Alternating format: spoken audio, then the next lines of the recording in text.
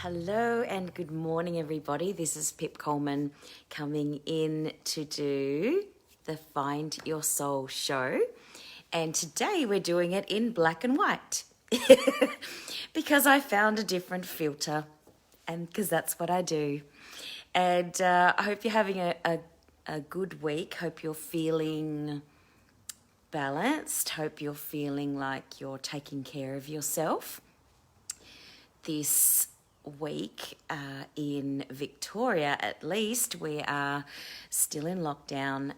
Well, at least Melbourne is. And so it is even more important. The topic that we're going to be talking about today is getting curious and creative about your health and well-being. And I was talking to a friend yesterday about how the topics of conversation that people are having at the moment during this time of the pandemic are so important. We are not just having surface level conversations at the moment. Oh, I'm certainly not. And I don't know about you, but a lot of the conversations that are happening at the moment are around health and well-being, what we feel is important for our life in terms of our beliefs and our values and the way that we want to be able to move around the world, around our community, around our country, the freedoms that we have, and all of these things, the policies that are happening, the decisions that are being made. And there's a lot of important conversations that are coming up in ordinary, everyday conversations that we perhaps wouldn't have been talking about 2 years ago. So I'd like to honour the fact that you are willing to have those conversations, because at being curious and asking questions and coming to that space of creativity around our health and well-being is really important. And I would like to talk today about that concept of working to the point of exhaustion and the concept of play and rest and the cultural thing that happens, around using our exhaustion as a badge of honor. It's really interesting to hear how many people, and particularly women, but a lot of people that I meet, when you say to them, how are you? What have you been up to? They'll say, I'm really busy. And I'm so exhausted, I've been doing so much. That is something that we think is good. If someone says, are you busy? It seems to be like, if you say, no, I'm not busy, people are like, why? Why aren't you busy? How come? Like, you just like lying around being lazy, and there's this, it's almost like we shun and push away and say that's not good if somebody is not busy. And it's so interesting to have that conversation about why is it that you feel this great desire, that we feel this push to be so busy, and we share with other people how exhausted we are and how the way that we're living our life is, really frantic and full of stuff, And if we're not busy, it's we feel guilty almost that we're not working hard enough.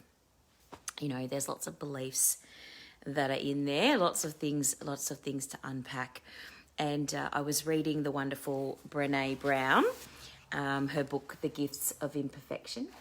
And there's a whole chapter, of course, about cultivating play and rest and letting go of exhaustion as a status symbol and productivity as self-worth. And I wanted to bring that into this conversation today when we talk about getting curious about your health and well-being, because she says if we want to live a wholehearted life, we have to become intentional about cultivating sleep and play, and about letting go of exhaustion as a status symbol and productivity as self-worth. And that's on page 102, where she's talking about making the choice to rest and play. It's counter to the culture. It's counter to our culture. The decision to let go of exhaustion and productivity, are something that it can be hard. It can be, pushing against the society and the norms of society. And so we need to look at, she talks about a scientist who, a gentleman who, a Dr. Stuart Brown, who's a psychiatrist and clinical researcher, who wrote a book about play and how it shapes the brain and opens the imagination and invigorates the soul. And he's done lots of research around how we need to look at, the opposite of play is not work. The opposite of play is depression. If you're not out having moments or periods of time in your life where you're playing and exploring the energy of lightness and joy, then you can see how the opposite of that is depression. That makes so much sense to me. And he talks about in his research that respecting our biologically programmed need for play can transform your work. It can bring back excitement and newness to our job, and play helps us deal with difficulties, provides a sense of expansiveness, promotes mastery of our craft, and it's an essential part of the creative process. Most important, true play that comes from our own inner needs and desires is the only path to finding lasting joy and satisfaction in our work. And in the long run, work does not work without play. And work does not work without play. How cool is that? And that is so interesting to me, that concept of choosing to play, choosing to rest, choosing to have downtime, choosing to do things that are not structured. Play. Children don't play in a structured way. Children play in a very in the moment, in the present moment way. They go, oh, here's a rock. Oh, here's a tree. Oh, look at this over here. Here's and they're moving and they're looking and they're curious and they're in that space of very much in the moment. And so that is what we, as adults, we've trained ourselves to not do that. We've trained ourselves to not be in a space of play. It's not considered grown up. We're not considered to be adults if we play. It's frowned upon, and it's certainly frowned upon if you do it for too long. Isn't that interesting? That concept of we've played enough now. We need to move on and be serious again. So I'd like to put it out there to you, watching this video. Where are you stopping yourself from playing? Are you really hard on yourself when you are enjoying the moment and then you go, oh, probably shouldn't be playing for this long. This is something that I shouldn't be doing.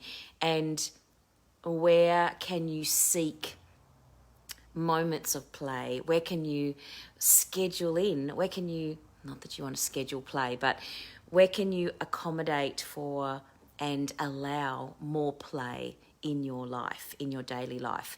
Brene Brown talks about actually, removing things that make you feel exhausted and putting in that space, putting in the space for space, putting in the space for having some let's just see what happens if we go for this walk, and, you know, or be in this space of, hey, let's look for or search for or be involved in something that is not work related. And, you know, just being out in nature, for example, is a really amazing way of allowing the play to come into your space. Because when you're out in nature, there is birds that fly by, and there's clouds, and there's trees, and there's weather, and there's, you know, water, and there's all sorts of things that can be, they're moving and they're changing and they're shifting all the time. So you can actually be in that space of in the moment and move into that space of practicing playing more. And, you know, Brene talks about the whole concept of innovation. You know, innovation can't happen in your life or in your company or in your work or in your relationship or in your health if you're not open to being creative. And you need to be creative, you need to be in that play space. And when we talk about health, you being healthy and having well-being is about taking responsibility for yourself. It's about going, I'm not feeling great in this moment, and so what can I do? What can I do to soothe myself? What can I do to create a space of well-being? What can I do to relax? What can I do to feel joyful? What can I do to feel peaceful? And that's your responsibility. That's each of our responsibilities. That's not the responsibility of the people around us. That's not the responsibility of the government. That's not the responsibility of your community. That's not the responsibility of your mayor or your, you know, whoever you are handing, your doctor. You know, your responsibility for your healing, your health, your well-being is yours.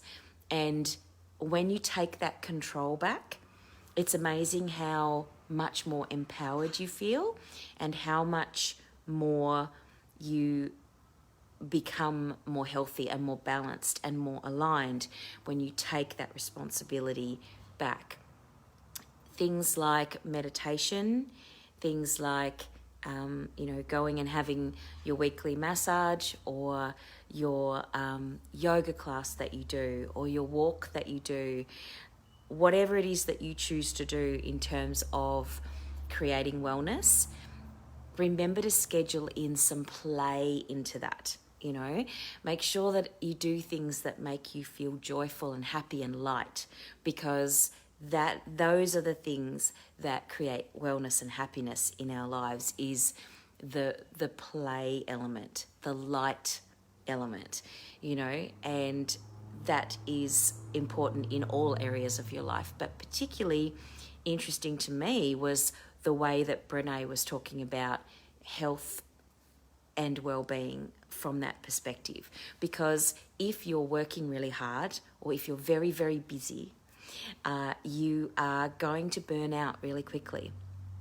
And those of you out there who are working really hard, sometimes we need to ask the question of, why am I working so hard? What is it that I'm trying to achieve? And who am I trying to impress or get love from or acknowledgement from or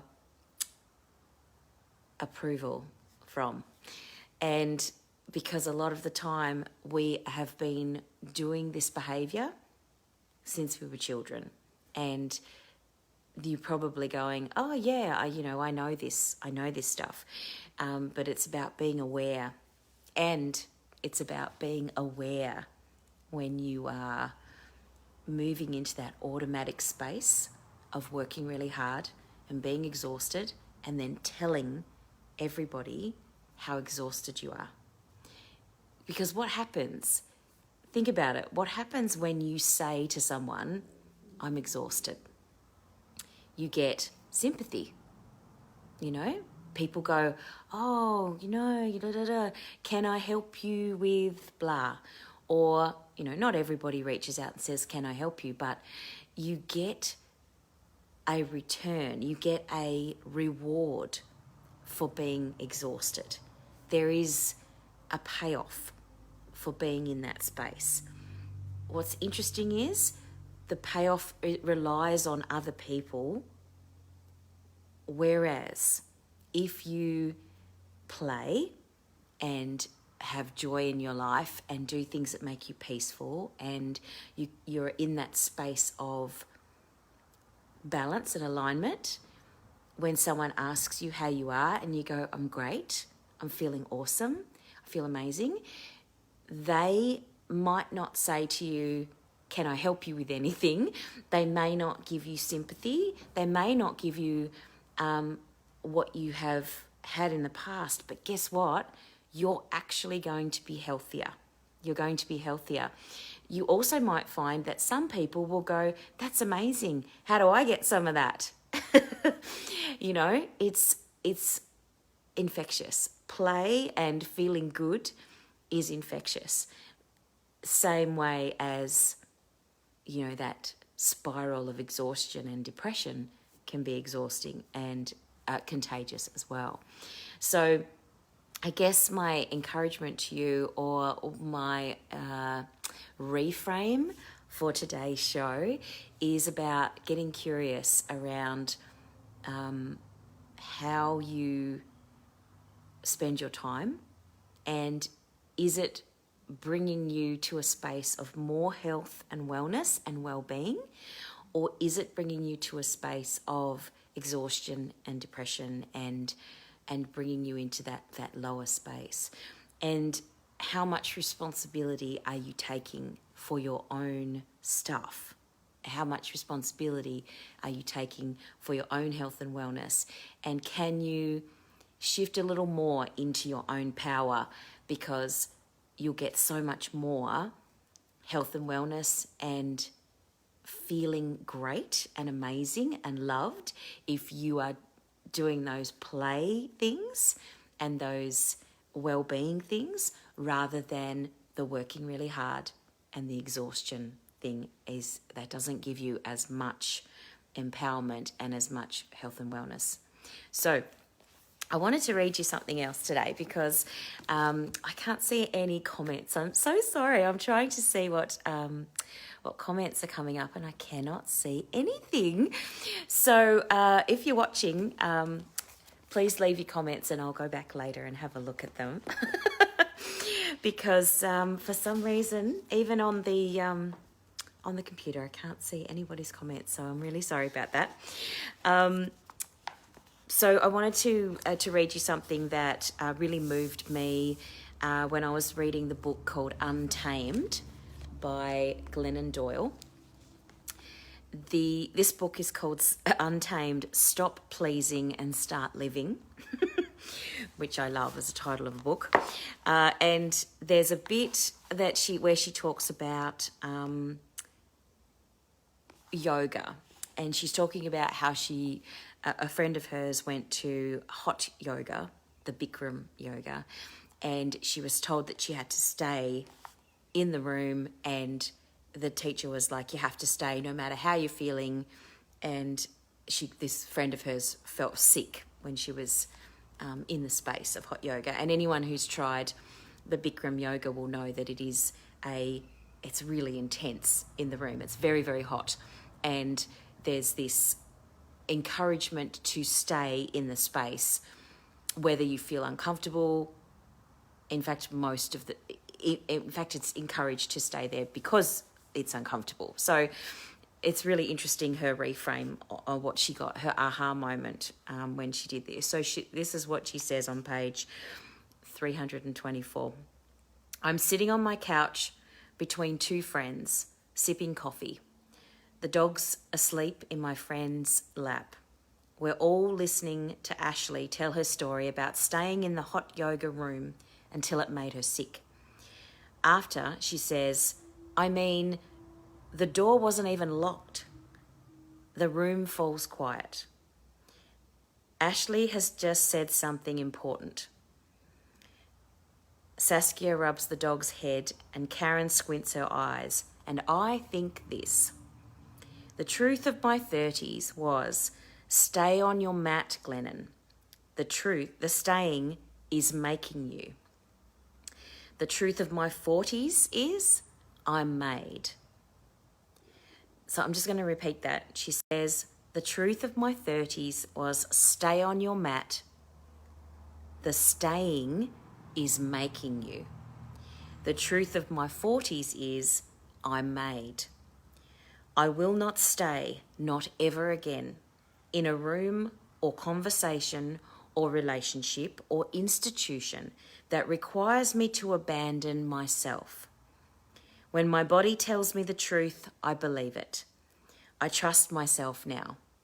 So I will no longer suffer, voluntarily or silently or for long.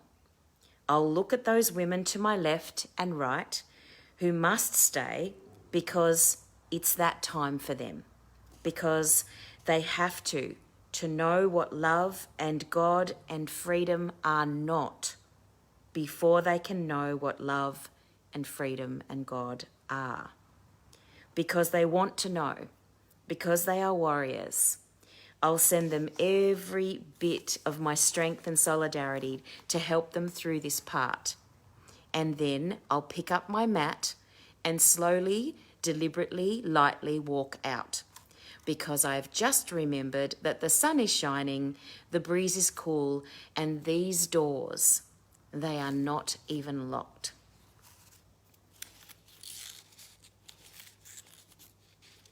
And I remember reading that passage in the book Untamed, and crying because it resonated so much with me. How often in my life, prior to my 30s and 40s, did I stay in rooms that I was uncomfortable in, that I was being asked to be something that I was not, that was actually really not serving me, and yet I stayed. And now I don't stay. Now, as I'm in my 40s, into my 40s, I really felt what Glennon was saying, that whole idea of honouring yourself and taking responsibility for yourself, and not blaming the yoga teacher for telling you to stay on your yoga mat in the hot Bikram yoga room, or the other person in your relationship, or the boss that's telling you to do something that you're uncomfortable with, or the leader, or the whatever, whoever it is, that is the parent, whoever it is that's in your space that is asking you, or you feel that you are being pushed to do something that you don't want to do, there is a choice. You always have a choice. And no matter what, you are responsible for your health and your well-being, and you can pick up your mat and walk out because the door is not locked. And there are circumstances, I just want to put a little, star bracket. There are circumstances where some people might be in a position where perhaps the door is actually locked, like physically locked. And I encourage those people to reach out to get some help, because sometimes it is scary to take these steps on your own, and you can do it. You can change your life, you can change your space, and this taking of control, this empowerment is so important, and it is for your health and well-being. And there are, as I say, there are people, there are organisations, there's, people that you can call that can help in terms of supporting you to take those steps in that direction. And so there is a creativity involved. There is a being curious about the possibilities involved. And when we're talking about our health, one of the things that I think is really important is, particularly if you are speaking to a doctor, a medical professional, a naturopath, a chiropractor, a massage therapist, whoever it is that is helping you with your health and well-being, be sure to ask the questions that you need to ask, and don't go down the path of just taking somebody's word for it. Be sure that whatever it is that you decide to do with your body and your health and your well-being, that you choose it because it feels perfectly aligned and resonates with you. Not what your friends say, not what your parents say, not what anybody else says. Does it resonate with you? Do you feel good about doing whatever it is? And get out there and play some more. So we've covered a lot of things in this little bit of time, so please feel free to comment if you have comments to make about this, and I will reply to those comments because I'm not able to see the comments today for some reason. So this is the Find Your Soul show. I'm Pip Coleman, and just remember that you can reach out to me if you have questions, if you are in a space of feeling curious and wanting to shift and change your life in the way of being more divinely aligned, then you might like to have a chat to me about my Divine Alignment Coaching Program, which takes you through that process of becoming more aware of yourself, understanding yourself more deeply, trusting yourself more deeply, and coming to a place where you are trusting and aligning with your divine higher self. And that way you can be more healthy, be more happy, be more peaceful, and come to a space of confidence, essentially, and empowerment. So I look forward to talking to you soon. Please feel free to get in touch if you would like to talk more to me about the Divine Alignment Coaching Program.